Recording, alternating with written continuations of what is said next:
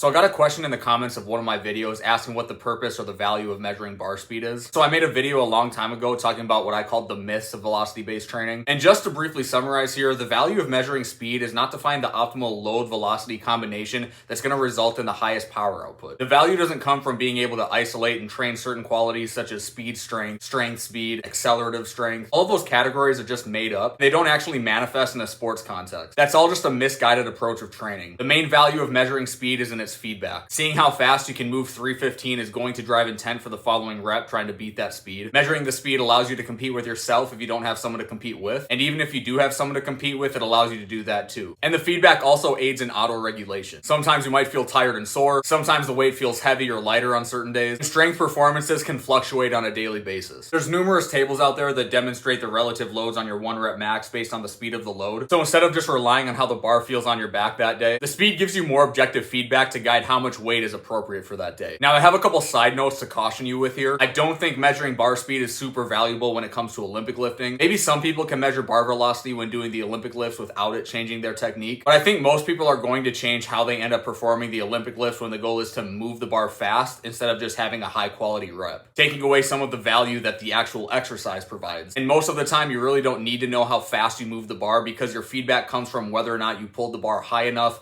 and with enough speed to get back under and catch it. And then lastly, you probably don't need to measure bar velocity if there's such a wide discrepancy from rep to rep on, say, a back squat. I've seen athletes who are good athletes but not very good lifters move 405 from 0.6 to 0.9 meters per second from rep to rep. And that's just due to lack of technique consistency. So the feedback the speed provides isn't very valuable. So I hope that answers the question. Thanks for watching, and I'll see you next time.